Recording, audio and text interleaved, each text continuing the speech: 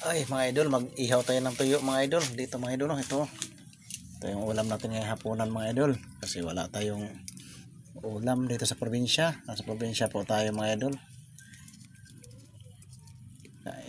Kumakain po ba kayong ganitong inihaw mga idol? Shout out po sa mga kababayan natin dyan, lalo sa mga katulad natin na nasa probinsya, nasa bukid. Ito po mga idol, madalas ulam natin, pero masarap ito mga idol.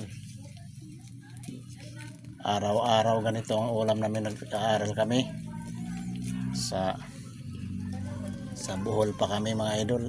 Hindi po kami nag-uulam ng mga kung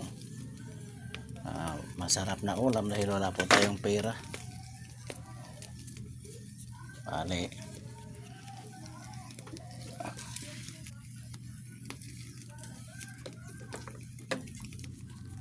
hanggang ganito lang po mga idol. Yan, pinupulot lang po natin ito mga idol kahit nasa gitna ng baga. Sanay po tayo mag-ihaw mga idol na pinupulot lang kahit nasa baga mga idol. Hindi po natin pinipirito mga idol, wala po tayong mantika. Sa Manila mga idol pinipirito ito, pero dito sa amin sa bukid ganito lang, sapat na ito mga idol. Inihaw, suka lang ito na tuba. Masaya na po kami dito mga idol pag ganito ang ulam namin. Inihaw na tuyo.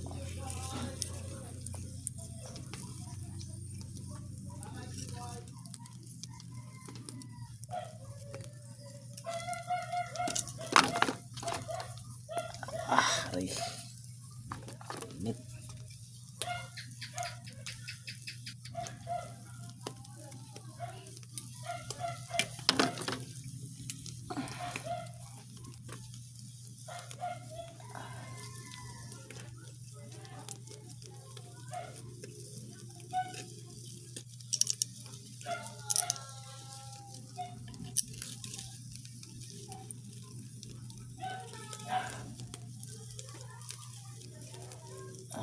Ayan mga idol, nato na siguro to.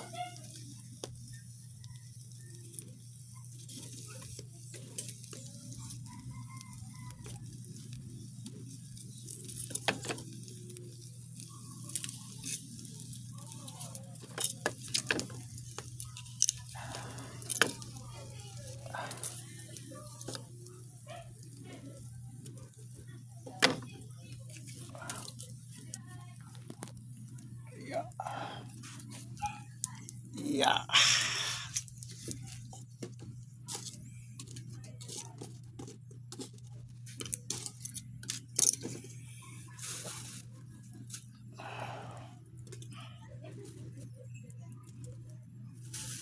Dalawang piraso nito mga idol. Okay na mga idol, ulam na namin to. Para sa akin dalawang piraso sapat na sa akin to.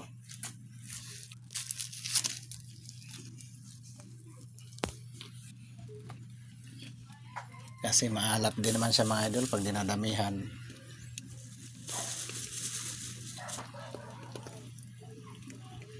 Kaya ito maalat, dalawang piraso solved na mga idol. Dito tayo sa probinsya ngayon mga idol, nasa bakasyon po tayo dahil mayroon pong hindi magandang nangyayari. Kaya hindi po bakasyon to na ordinaryong bakasyon na para mag-relax or mag-enjoy. May malaking problema po nangyayari sa pamilya namin mga idol, kaya umuwi ako dito. Baka sunod, hindi ko na alam kung kailan ako makabalik sa trabaho.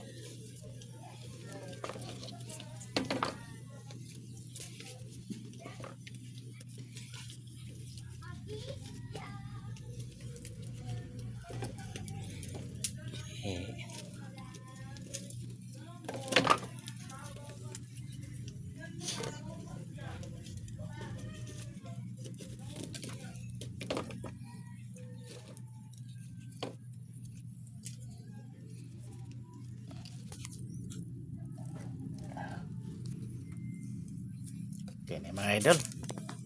Bukas naman pang iba. Maraming salamat sa panonood mga idol. Bye bye. See you next video mga idol. Ingat kayo palagi dyan.